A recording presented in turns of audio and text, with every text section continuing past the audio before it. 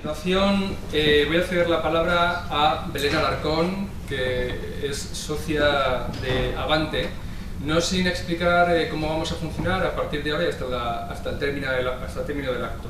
Serán 4 ponencias, cada una durará 45 minutos. Los ponentes hablarán durante 30 minutos y a continuación se abrirá un coloquio de 15 minutos para que el público pueda formular preguntas. Habrá un micrófono en sala y bueno, pues se pasará a quien levante la mano y quiera preguntar. Por fuerza no habrá tiempo para que todos pregunten, pero también confiamos en que la pausa de café que habrá o los intermedios entre ponencia y ponencia quizá puedan hacer caso a los ponentes y expresar sus dudas. También quiero comentar que este acto se está grabando en vídeo para su posterior difusión y edición para las redes sociales.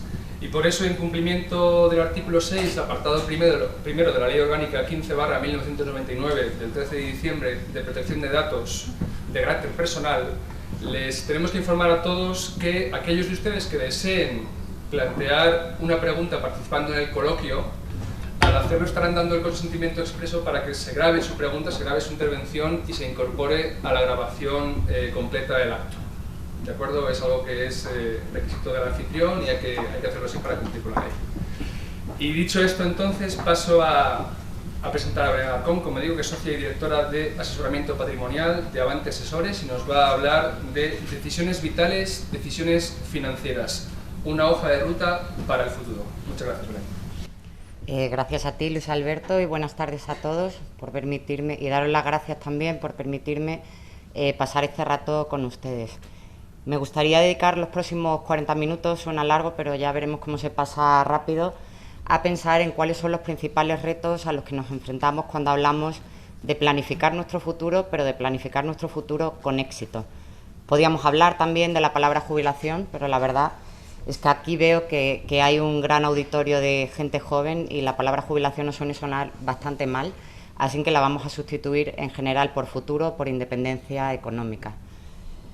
Cuando hablamos de planificar nuestro futuro con éxito, cuando empezamos a pensar a planificar nuestro futuro con éxito, por lo general tendemos a pensar que el ejercicio empieza por generar un ahorro, voy a generar algo, y por invertirlo conservadoramente. Y además, no solo es que empecemos a generar el ahorro, sino que cerramos el ejercicio en ese concepto de invertir conservadoramente.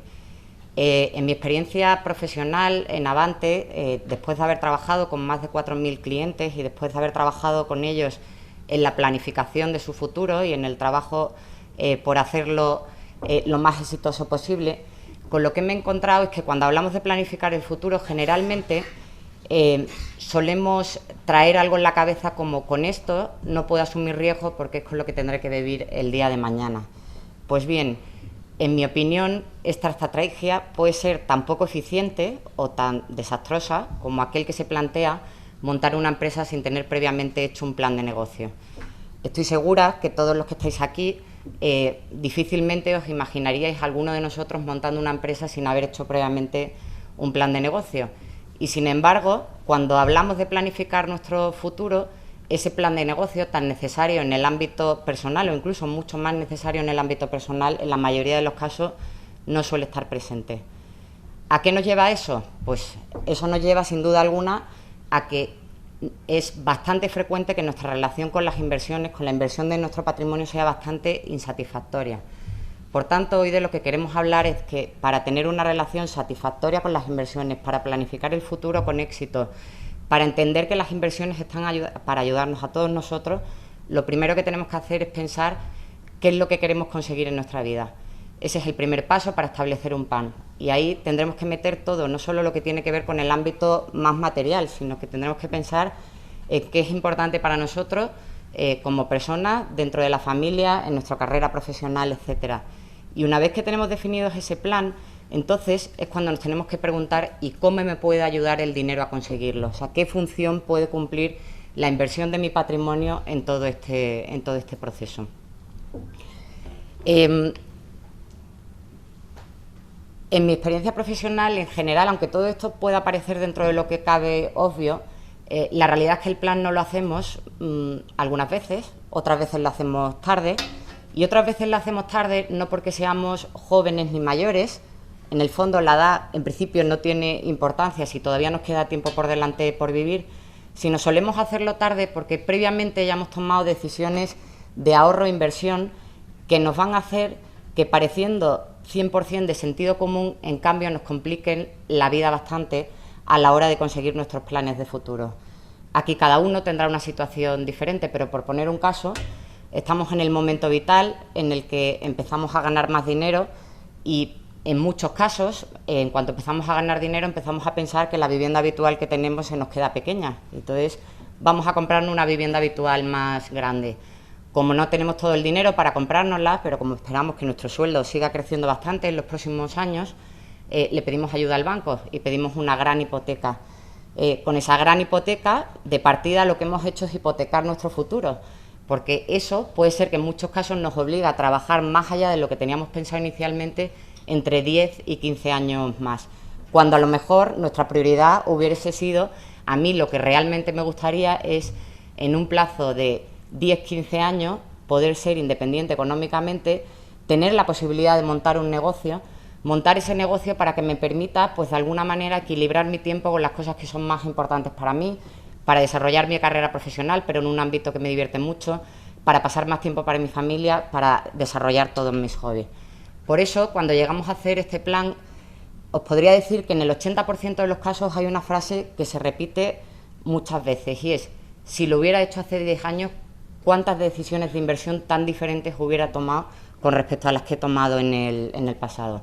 Con lo cual, el objetivo de la ponencia de hoy, en lo que me dé tiempo a tratar con todos vosotros, es marcar algunas pautas y reflexionar sobre aquellas creencias que tenemos en la cabeza, aquello que nos han enseñado de pequeños, aquellos que hemos ido aprendiendo por el camino, que nos parecen de sentido común, pero que probablemente en un mundo que está cambiando y que está cambiando a pasos gigantes, pues puede ser que el día de mañana no sean las decisiones más acertadas. El objetivo de todo ello es que hagamos una reflexión conjunta y que esa reflexión conjunta nos lleve a replantearnos si lo que llevamos en la mochila es lo correcto o, por el contrario, tenemos que meter otros inputs más allá de hacer nuestro propio plan.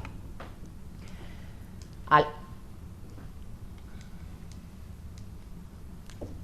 ver qué os parecen estas 4 creencias. No digo que todos las llevéis en la mochila, pero seguro que alguna de ellas a cada uno de vosotros os suena. Y todas ellas parecen 100% de sentido común, pero luego vamos a ir profundizando en todas ellas y si queréis al final podemos hablar de cuál es vuestra opinión al respecto. Pensamos en el futuro y decimos: los depósitos, las letras del tesoro, esa es mi alternativa de inversión, son una alternativa de inversión 100% segura. Con el ladrillo nunca pierdes. Hombre, es verdad que últimamente pues hemos oído hablar de la palabra crisis, pero no pasa nada, espera un poco y ya venderé mis inmuebles y ya me darán el precio que yo considero oportuno. Los fondos y la bolsa, de eso ni me hables, eso es arriesgadísimo, eso es como jugar a la lotería o como entrar dentro de un casino, así que eso casi que lo descarto de partida en muchísimos casos. Y ya por último, mi pensión es un valor seguro, y ya no es un valor seguro porque me digan que si va a haber más ingresos o menos ingresos, sino porque es un derecho que tengo. El Estado pues tiene que cuidar de mí el día de mañana. Vamos a entrar en cada una de ellas y luego a continuación, una vez que generemos un nuevo conocimiento, o en algunos casos, en otros nos quedaremos igual que estábamos, hablaremos de cómo el plan nos puede ayudar a, sin necesidad de generar nuevo conocimiento, en nuestra propia experiencia personal de cada uno de nosotros, pues podemos ver el efecto que podrían tener cada una de estas decisiones. Los depósitos. Los depósitos son una inversión segura. En infinidad de casos oímos: prefiero el depósito que me da el 1%, aunque haya bajado muchísimo la rentabilidad, a ese 5% del que tú me hablas, que suena que está lleno de trampas y de peligros.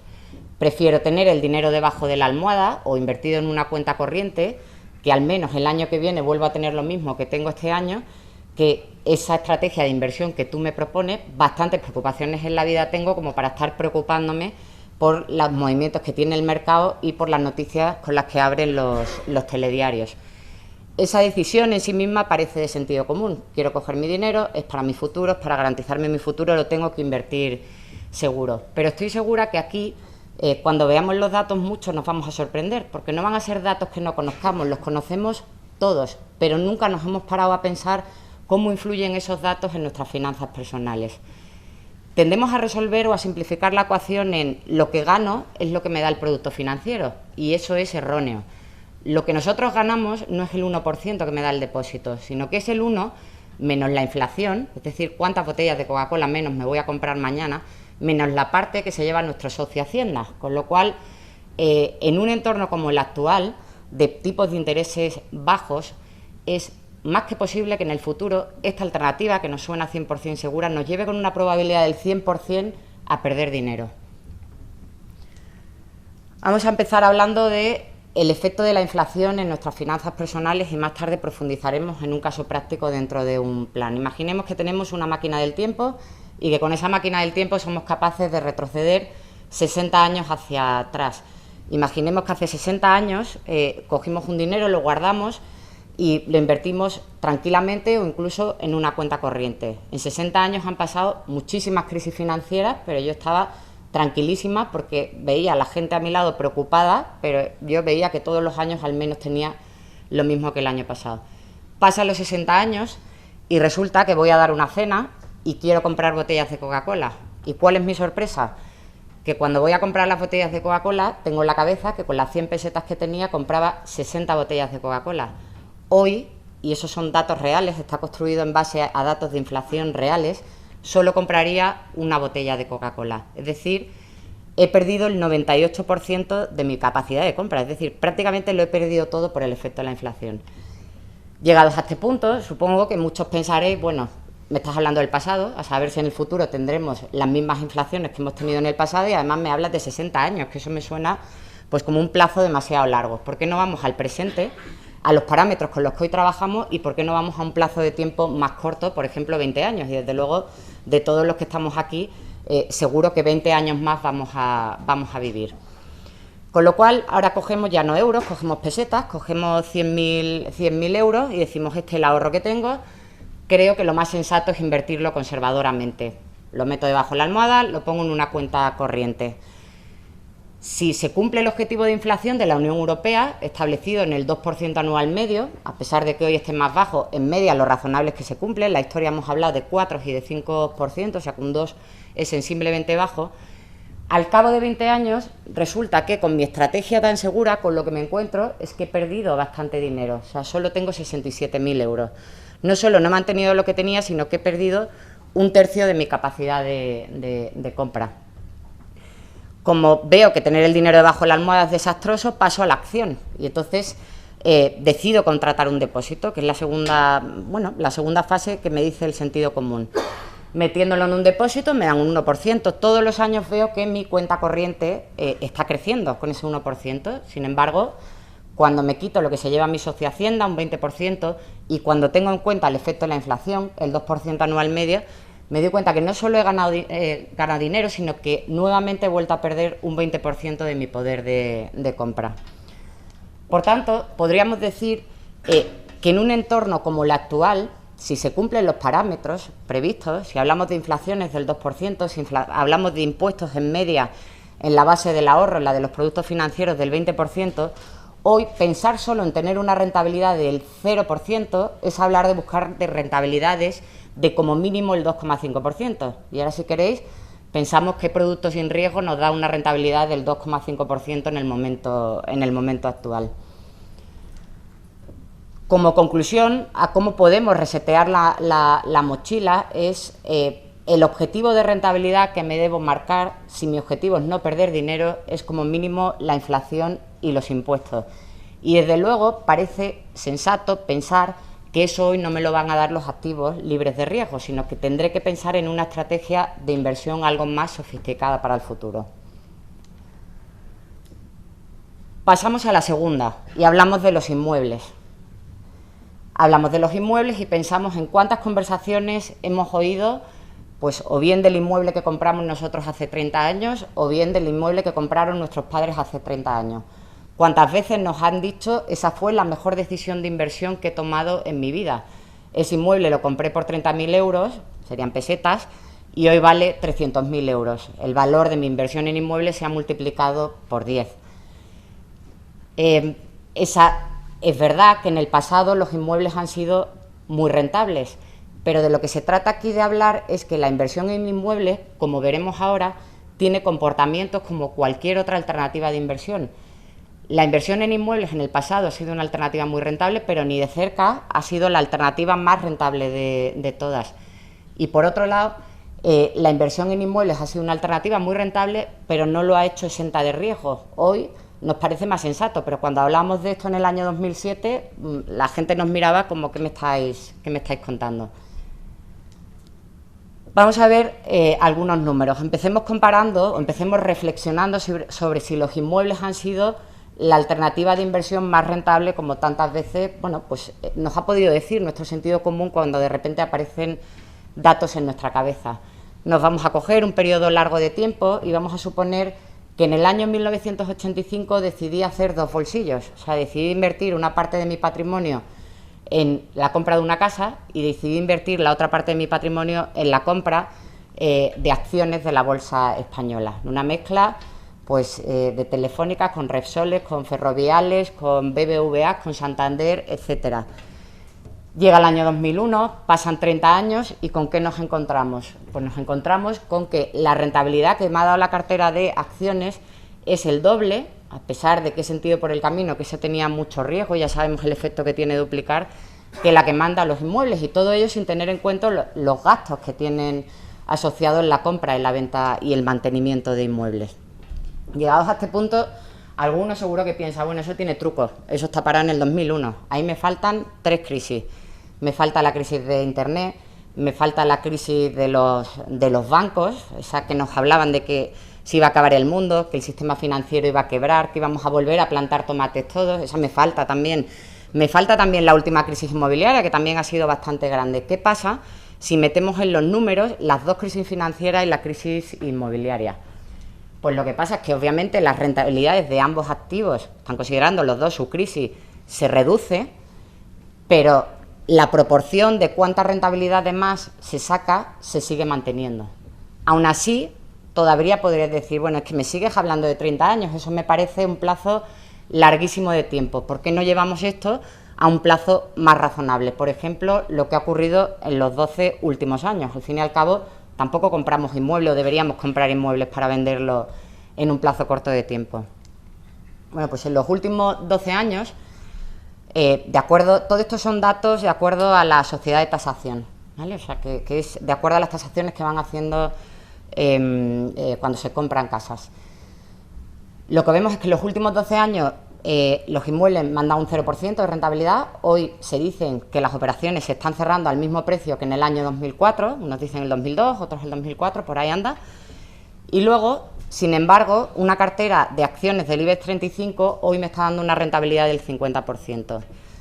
En realidad, todo esto sin tener en cuenta, cuando hablamos del 0%, es los gastos, pero tampoco estamos teniendo en cuenta la renta que podría tener ese inmueble, bien porque la disfrutamos o bien porque lo ponemos en alquiler. Pero es cierto que cuando hagamos el ejercicio de qué gastos tengo que hacer un ejercicio sincero, y esto también se nos suele olvidar. 10% de gastos asociados a la compra, la plusvalía municipal que se lleva al ayuntamiento cuando se vende, que cada vez es más grande, los IBIs que cada vez son más grandes, el IRPF que pago por el alquiler, etcétera, etcétera. Nos olvidamos de la bolsa y empezamos a hablar de que, bueno, con los inmuebles también se puede perder dinero en un momento dado. Eso ya nos suena, ya hemos hablado de que estamos en precios del año 2004 y seguro que a todos os suena que desde el año 2007 más o menos los precios han podido caer un 30%. Pero de lo que estoy segura que a pocos os suena es que esa caída del 30% en los inmuebles es el equivalente a haber tenido, cuando los telediarios abrían en el año 2008 y decían que se iba a acabar el mundo, más de un 70% de una cartera de inversiones invertida en bolsa. O sea, que para que luego equilibremos qué tiene riesgo, qué no tiene riesgo. En definitiva, en relación con los inmuebles, cuando reseteemos la mochila, no queremos decir ni que sean buenos ni que sean malos. O sea, son una alternativa de inversión buena, como en todo, cuando suponga una diversificación. Si tengo 300.000 euros y ese es el ahorro de mi vida, es un poco arriesgado meterlo todo en la compra de un inmueble, pero sobre todo entender que es una alternativa de inversión como otra cualquiera y que requiere hacer el mismo ejercicio que hacemos cuando hablamos, por ejemplo, de invertir pues, en una cartera 50% bolsa o 50% letras y bonos del Estado. Porque de otra manera, bueno, pues nos podremos encontrar con situaciones que no son las deseadas o podremos condicionar planes de futuro que para nosotros sean importantes. Pasamos a la siguiente. Mi pensión es un valor seguro. Hasta ahora lo ha sido. La pensión de jubilación de la Seguridad Social hasta ahora ha sido el activo sin riesgo más rentable de todos. Estoy segura que muy pocos de vosotros sabéis que la tasa de rentabilidad que iguala lo que hemos pagado los años de cotizante con lo que recibimos en media, con la esperanza media de vida actual, durante la jubilación es un 10% anual medio, que es bastante. Entonces, ¿eso en el pasado a qué nos ha llevado? Nosotros ya hace 10 años escribimos un libro donde hablamos con los jubilados del ayer y los jubilados del mañana. Y los jubilados del ayer, con carácter general, nos decían en un 80% de los casos que no se habían preparado, o sea, que no habían preparado la jubilación, que no les había preocupado la jubilación, que con lo que les diese, o sea, que con lo que les dé la Seguridad Social y lo poquito que hubieran podido ahorrar, se habían organizado bastante bien sus finanzas personales. Y es verdad que eso en el pasado se ha podido hacer y se ha podido hacer bastante eficientemente. Pensemos que la pensión máxima de la Seguridad Social, neto de impuestos, son entre 2.000 y 2.200 euros en 14 pagas. O sea que eso ya de partida te permite mantener un nivel de vida razonable. Si ya son 2 pensiones, pues todavía muchísimo más. Pero es verdad que estamos hablando de un sistema de reparto, donde lo que entra en la caja sale de la caja. Entonces, lo que quiero poner encima de la mesa no es si el día de mañana voy a recibir una pensión más pequeña que la actual, porque eso es un ejercicio, una reflexión que tenemos que hacer cada uno de nosotros, sino lo que quiero poner encima de la mesa es el peligro que tiene planificar con lo que depende de otros en lugar de con lo que depende de nosotros. Vamos a ver algunos números y a partir de aquí cada uno que saque sus conclusiones. A mí lo que me gustaría es enfocar la reflexión en la palabra incertidumbre. Planifica tu futuro con lo que depende de ti y no con lo que depende de otros. Es un sistema de reparto, hay ingresos y hay gastos, y aquí no hay cajas para nosotros. Los gastos, ¿cuál es el pilar que había cuando se creó el sistema de pensiones? Pues cuando se creó el primer sistema de pensiones, que fue en Austria, la edad de jubilación también era en 65 años, como hoy. Han pasado 100 años y seguimos estableciendo la edad de jubilación en 65 años. Pero es que la esperanza media de vida era en 72 años. O sea que se hace un sistema de pensiones basado en un sistema de reparto pensado para financiar 7 años de vida en media. Hoy, como vemos, eso ha cambiado bastante. La edad de jubilación ha corrido un poco para adelante, de los 65 a los 67, pero es que la esperanza de vida, que los expertos apuntan que aumenta cada día 5 horas en media, ha crecido bastante. Y que tan ha crecido que ha multiplicado por 2,5 veces el esfuerzo que hay que hacer para pagar las pensiones. Con lo cual, la parte de gastos aumentamos por 2,5 veces. Bueno, pues ya lo financiarán los ingresos. Pilares del sistema de reparto: que haya muchos trabajadores y pocos jubilados, y además que los jubilados, pues, aunque suene muy mal, pues que fallezcan pronto, ¿no? Eso es lo que hace que funcione. Antes de la crisis que teníamos en el año 2007, la equivalencia que había entre la gente que aportaba dinero y la gente que repartía dinero era 3 cotizantes, 3 aportantes por cada persona que recibía dinero. En aquellos momentos oíamos palabras como la Seguridad Social está fenomenal, tiene un superávit, bastante mentira entre comillas, o sea, tenían un superávit pero bastante pequeño, o sea que más o menos en la Seguridad Social, en el año 2007, que todo iba fenomenal, los ingresos eran equivalentes a los gastos. En los próximos 20 o 30 años, independientemente de que España vaya bien y de que no haya crisis y que no haya paro, estos son los datos que va a haber en relación con la evolución de la pirámide poblacional. Y la relación que va a haber es que se van a reducir a la mitad los ingresos. Va a haber 1,5 cotizantes por cada persona que esté jubilada. ¿Con qué nos encontramos aquí? Pues de partida tenemos un problema matemático. Tenemos 2,5 veces más de gastos y tenemos la mitad de ingresos. ¿Quién va a financiar eso? Alguien lo financiará, o se reducen las pensiones o nos suben los impuestos, pero está claro que alguien lo va a tener que financiar, y si nos suben los impuestos, pues también van a disminuir nuestra capacidad de ahorro. Por otro lado, cuando hablamos de jubilación, el concepto también está cambiando. Ya no es que sea solo un problema matemático, sino que es un problema vital.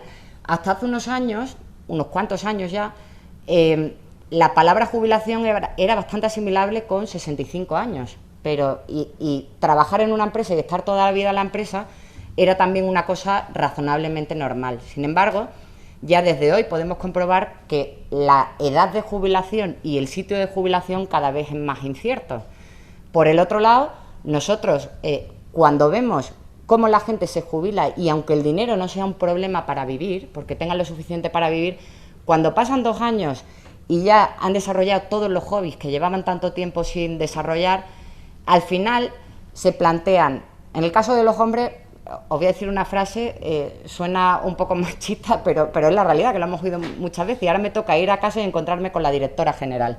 Bueno, pues, y en el caso al revés igual, y las mujeres dicen, y ahora tengo que aguantar a mi marido todo el día en casa, ¿no? Pues la reflexión que hay ahí es que el periodo de jubilación va a abarcar 1/3 de nuestra vida, y a lo mejor, vitalmente, no nos queremos pasar 1/3 de la vida sin hacer nada, con lo cual, ya no solo el tema de los números, sino que es muy posible que cara al futuro sea bueno tener un plan B. Pensar en una segunda carrera profesional, en la cual, pues a lo mejor a partir de los 50 años podemos hacer algo que realmente nos guste, que no nos obligue a pensar en los 60 años, que nos obligue a pensar que hasta los 70 años seguiremos haciendo cosas y que además lo disfrutaremos. 5 minutos. Vale, pues voy rápido. Bueno, con los fondos y la bolsa, simplemente hacer una reflexión rápida. Los fondos y la bolsa, el riesgo, para nosotros el error cuando decimos no quiero productos de riesgo es que a esa palabra riesgo le falta por delante entender cuál puede ser la consecuencia de que tú no asumas riesgo. Por ejemplo, si imaginamos que queremos asegurarnos los 2.000 euros al mes que estábamos comentando antes y tenemos 45 años y queremos saber qué es lo que tenemos que hacer, y cuánto tenemos que ahorrar cada año, la respuesta es depende. Si tú quieres esa cartera conservadora que te da un 2% anual medio, necesitas ahorrar 20.000 euros al año. Lo recibes y dices, imposible, no puedo ahorrar 20.000 euros al año. Bueno, pues si quieres una rentabilidad del 5%, tienes que ahorrar 10.000. Y si quieres una rentabilidad del 8%, tienes que ahorrar 6.000. La conclusión, pues mira, el 2 lo descarto, o sea, de partida ya me he olvidado de las inversiones conservadoras, me voy a centrar entre el 5 y el 8%. Pero claro, eso suena muy bien, pero ahora me enfrento con el riesgo. ¿Y qué me encuentro con el riesgo? Que yo solo veo la parte de aquí. Yo veo las líneas, y sobre todo veo los papelitos por debajo de la puerta, las líneas rojas. Y se me olvida que realmente el riesgo no es cuáles son los papelitos de debajo de la puerta, sino cuánto voy a ganar o perder dentro de 20 años cuando me jubile y cuando vaya a necesitar mi dinero. Y si vemos el gráfico de al lado, el riesgo no solo no es riesgo, sino que es una probabilidad muy alta de conseguir el objetivo de rentabilidad que te has marcado. En conclusión, creemos que el riesgo, cuando incluimos el factor plazo, que viene a través de un plan personal nuestro, es la mejor manera de visualizar el futuro de una manera diferente y, sobre todo, de minimizar el riesgo cuando hablamos de invertir. En conclusión a todo esto, a todas estas creencias, y voy a cortar un poco porque me quedan 5 minutos y tengo alguna cosa más que contaros, lo que nosotros pensamos es que estas creencias que traemos en la mochila son como los árboles que no nos dejan ver el bosque y que la mejor manera que tenemos de que esto no ocurra es tener nuestro propio plan y que sea ese propio plan, cuando veamos en nuestro plan el efecto de la inflación, cuando veamos en nuestro plan el efecto de la rentabilidad, cuando veamos en nuestro plan cómo la compra de determinadas cosas nos condiciona el poder hacer cosas que nos apetece el día de mañana. Cuando veamos todo eso, entonces, que esas mismas creencias, ni siquiera con adquirir un mayor conocimiento en nuestro propio plan, pues nos vayan haciendo tomar decisiones de inversión más inteligentes. En nuestra experiencia, en el 80% de los casos, tener un plan antes de tomar una decisión de inversión es cambiar el perfil de riesgo en el 80% de los casos, porque entiendes que puede ser un aliado y no un enemigo. Además, en nuestra experiencia, lo aparentemente seguro, y eso ya lo hemos visto, puede convertirse en realmente arriesgado. Trae un caso práctico, pero lo voy a saltar y me quiero centrar un segundo en esta diapositiva. Esta diapositiva dice, oye, está fenomenal eso que me dices, o sea, imaginaros que este es el plan que nos hemos marcado y que este dice que para que tú puedas montar el negocio ese que querías montar y que para montar el negocio te puedas asegurar una renta de 2.000 euros al mes, si inviertes en la cartera prudente, esa que te da tranquilidad, a los 70 años te has quedado sin dinero. Pero sin embargo, si inviertes en la cartera del 5%, esa que de partida rechazabas, pues resulta que no solo lo consigues, sino que te queda un pequeño remanente. Y aquí viene la frase que decía Albert Einstein de que la mayor fuerza del mundo es el interés compuesto, pero es que eso aplicado en nuestra vida también es exactamente así. Pero claro, llega la última parte, dice, eso está fenomenal, me parece súper interesante, ya tengo el plan, ya estoy animada, ya lo voy a hacer, pero ahora me tengo que enfrentar con los mercados financieros. Y me encuentro con que esta situación cíclicamente, cada 3-5 años se vuelve a repetir. Me encuentro con que empieza a subir el mercado, atentos, está subiendo, compro, menos mal que compré, pero pum. Ahora no sabemos qué va a pasar con Grecia y vuelve a bajar el mercado. Aguantaré, soy inversor de largo plazo, esto se hunde, venderé, menos mal que vendí, si es que ya lo sabía. Empieza a subir, volverá a caer, no me lo creo, porque sube si la economía está fatal, pero si el paro aumenta y sigue subiendo, el vecino se está forrando con lo tonto que es, compro y volvemos a empezar. Pero es que esto, si analizáis la rentabilidad, por ejemplo, de los fondos de inversión y la rentabilidad que tienen los partícipes, vais a ver que se cumplen en el 80% de los casos. O iros a los planes de pensiones y veréis cuál es la rentabilidad de los planes de pensiones y la rentabilidad de los partícipes. Con lo cual, como conclusión, esto no lo podemos hacer solo, ni lo debemos hacer solo, ni siquiera los profesionales de este mundo, del mundo financiero, que nos dedicamos a ello todos los días. Yo he podido hacer más de 4.000 planes financieros, pero nunca me haría ni mi plan financiero, ni mi estrategia de inversión, ni todo lo que supone después. ¿Por qué?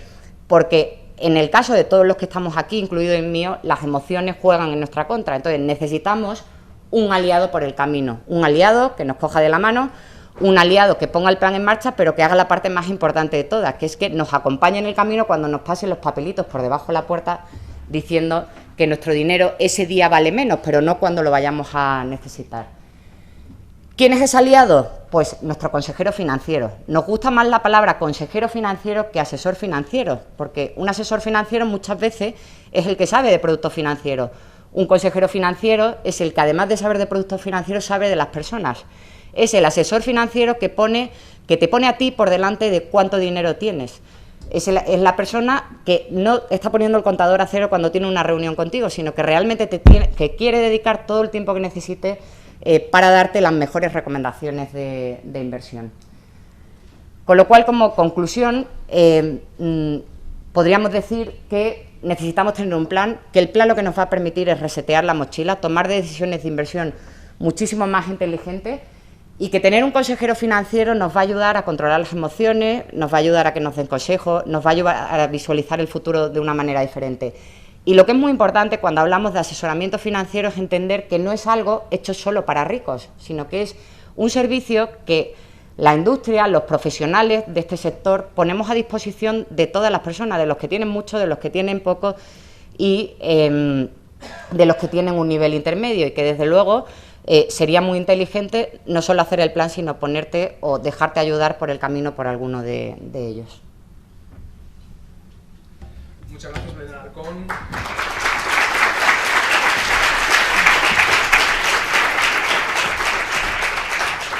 Gracias, Belén. Tenemos 15 minutos para preguntas. Por favor, levanten la mano y les pasaremos el micrófono. Soy Julio Muñoz de Ibérica, y dentro del ejemplo que has puesto de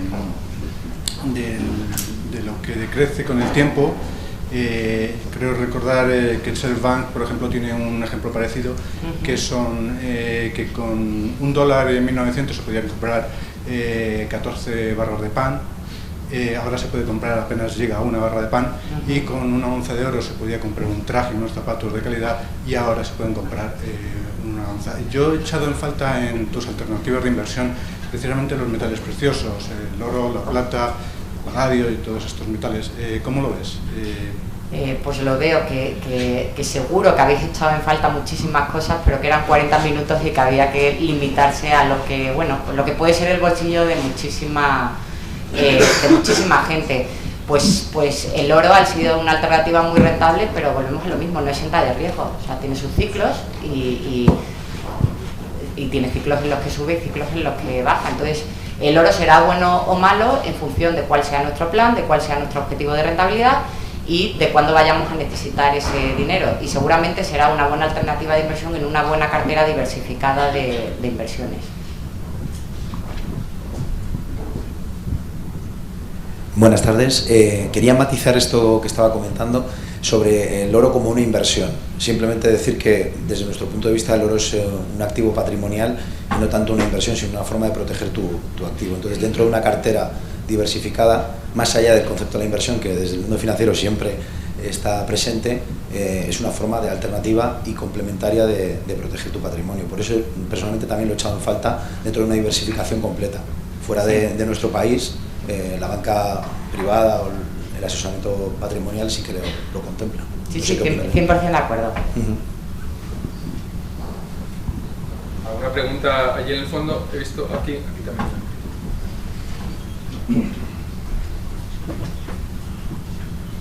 Hola, buenas tardes. Bueno, en primer lugar, gracias por la exposición tan clara.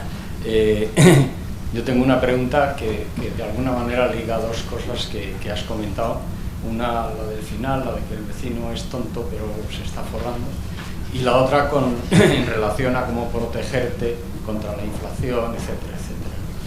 Entonces tú has hablado ahí de que bueno, hay que generar un rendimiento que habrá que descontar la parte fiscal, habrá que descontar la inflación para mantenerme igual. Y yo digo, bueno, eso a mí no me consuela porque la evolución de la renta me hace ser relativamente todavía más pobre, o sea que todavía mi rendimiento tiene que ser mayor, ¿no? Para poder seguirle la pista al vecino.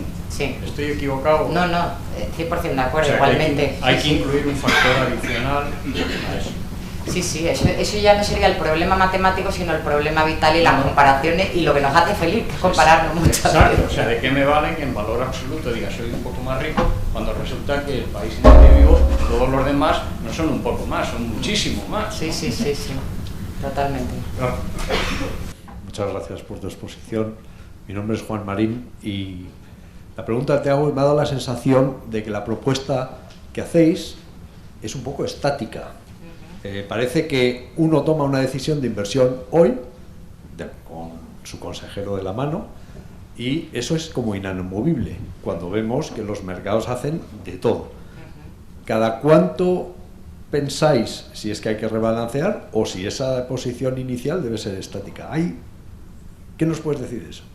Bien, yo creo que es una buena pregunta y ahí influyen dos tipos de revisiones o adaptaciones. O sea, por un lado tienes tu plan vital personal, que es recomendable revisarlo al menos una vez cada 2 años, aunque no haya cambiado nada significativo en tu vida, y volver a recordar por qué tomaste esa decisión y por qué esa decisión te va a permitir con la inversión de tu patrimonio conseguir las cosas que son importantes para ti. Y la segunda es seguro, o sea, no me ha dado tiempo a hablar más del aliado, pero el aliado tiene muchísimas más funciones que hacer y obviamente no es estático, sino más bien todo lo contrario. O sea, digamos que el objetivo de rentabilidad es el equivalente al plan de negocio cuando haces una empresa, que es a donde quiero llegar dentro de 5 años, ¿no? Suele ser la media que se puede establecer. Pero en las empresas todos los años hay un plan táctico, un presupuesto, una revisión del presupuesto. Pues eso en los mercados financieros, cuando hablamos, es exactamente igual. Nosotros recomendamos ver a los clientes por lo menos una vez cada 3 meses, con el objetivo de revisar las carteras y con el objetivo de aprovechar oportunidades del mercado, porque aunque hay una referencia, siempre los mercados te van aprovechando, te van poniendo oportunidades encima de la mesa en función de si las cosas están más caras, más baratas, etcétera. Lo primero, Belén, muchas gracias por la ponencia, me ha gustado mucho. Además, ayer estuve en las jornadas Talento en Avante. ¿Ah, sí? Y he visto similitudes entre lo que nos has contado hoy y lo que nos contaron ayer, de cara a la compañía. Por otra parte, lo que te quería preguntar es, me ha dado la sensación de que nos hemos dejado un poco la primera parte de lo que es la inversión. Y es que muchas veces, y sobre todo hoy en día, la mayoría de la gente ni siquiera tiene capacidad de ahorro. Entonces, ¿qué le dirías a todas esas personas, que son muchas, yo por lo que veo, que incluso les puede parecer muy bien este sistema, ¿no? Y que además está demostrado que funciona, pero es que realmente no ven la manera de poder acceder a él porque es que no pueden ahorrar? O se han endeudado, como tú decías al principio, como nos decía la compañera anterior, con una hipoteca o cualquier cosa. Esa gente necesita cambiar totalmente el sistema. Entonces, ¿cómo se podría hacer? ¿Cómo se podría hacer? Es una buena pregunta. También estamos preparando una presentación para jóvenes ahorradores y hablar de todo eso. Pero bueno, yo creo que hay que distinguir dos casos. O sea, uno es qué decisiones traemos en la mochila. Cuando las decisiones que traemos en la mochila, como por ejemplo la compra de la vivienda, la hipoteca que comentabas, pues es que ya de partida tenemos un problema. Entonces habrá que hacerlo lo mejor posible, habrá que solventar la situación, a lo mejor es una alternativa vender el inmueble que tengo o no, y a partir de ahí comenzar de cero, resetear y empezar con un plan a tomar nuevamente decisiones de inversión. En la otra parte podemos hablar de no tener sueldo, no tengo ingresos, con lo cual obviamente no puedo ahorrar, o tengo un ingreso pequeño. Hace poco hicimos un ejercicio muy sencillo con jóvenes ahorradores donde le enseñamos el efecto que podría tener ahorrar 50 o 100 euros al mes desde hoy a sus 65 años. No os podéis imaginar la barbaridad que sale. O sea que muchas veces menospreciamos cantidades pequeñas y cantidades pequeñas puestas en el tiempo, invertidas a una tasa de rentabilidad inteligente y no prudente, por todo lo que hemos hablado, es impresionante. O sea, lo que te puede ayudar a planificar tu futuro. Con las personas de mi equipo más junior, que lo estuve trabajando en la presentación, desde el día siguiente se pusieron a generar su plan de ahorro de 50 euros al mes. Y es así, o sea que ¿dónde está el problema siempre? El problema está en que no nos hacemos unos números. O sea, cuando te hacen los números, cosas tan sencillas y de sentido común que tenemos en la cabeza, te llevas unas sorpresas impresionantes. O sea, y es que da igual si tienes mucho conocimiento financiero, poco, si eres dentro de la empresa el que está en el nivel más bajo o en el nivel más alto, la sensación y la reacción es siempre la misma, sorpresa y acción, una vez que has hecho tu número. Muy bien, pues ojalá cunda el ejemplo y salgan de aquí muchos ahorradores que empiecen con poco y obtengan grandes rendimientos. Muchísimas gracias, Belén Alarcón. Gracias a todos por las preguntas.